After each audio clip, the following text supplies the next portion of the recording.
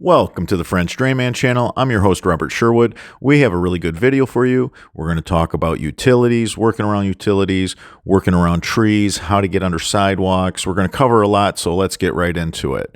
We have a run going from a gutter downspout out to a pop-up.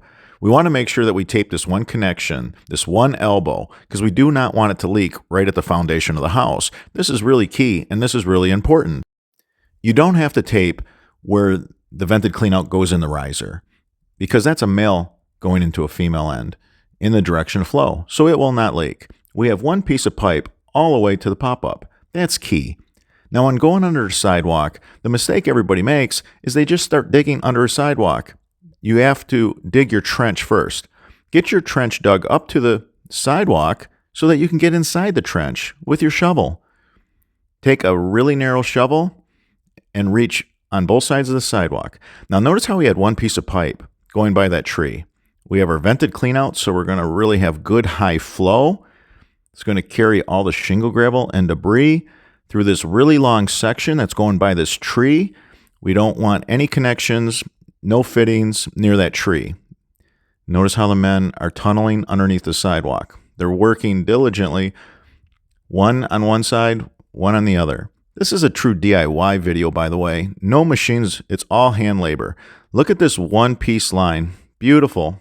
We did put an inline catch basin here. We don't have big invasive trees that are going to be a problem.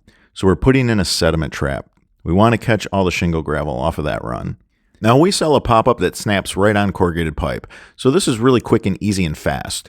We also sell pop-ups that are bottomless or have holes in the bottom so that you can put fabric underneath them and then a pocket of stone between the fabric and your pop-up emitter. What this does, after a rain event, there's going to be some water that lays in that elbow. You want to get rid of that water. You want it to leach into the subsoil. This will prevent it from becoming a petri dish and hatching mosquitoes. Make sure to set your pop-up emitter a little below turf level. You want to put the top of your pop-up emitter at your dirt level.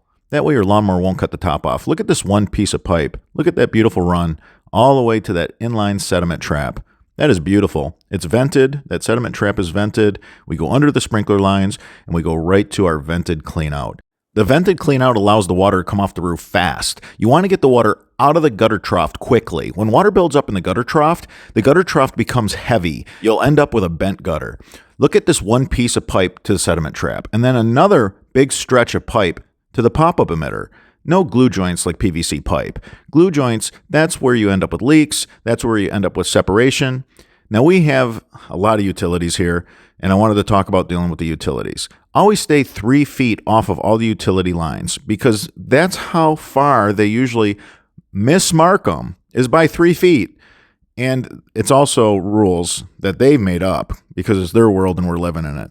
If you're a contractor and you hit a utility and you didn't call Misdig, you're going to end up with about a $5,000 to $10,000 bill, just so that you know.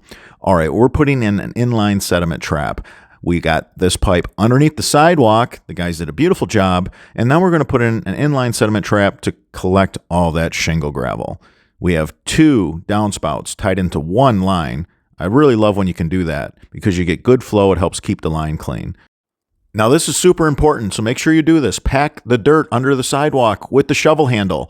Pack it in really good. Spend a lot of time doing that. We're going to take this pop-up as far out as we can while still maintaining at least 3 feet of distance off the utility lines. I'm going to show you how to go around this really big shade tree. I'm going to show you how to deal with that really big shade tree.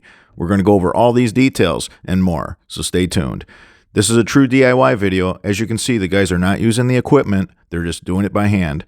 Showing you guys how easy this is. You really don't need much. Just a shovel and some sweat equity. Our parts all snap together. Our kits couldn't be easier. All right, so we have one piece of pipe running through this trench all the way to the gutter downspout. We're going to put our riser on, and right here at the elbow, we're going to use our super sticky, super stretchy tape to make sure it's leak-free. We want to make sure there's no leaks at the footing.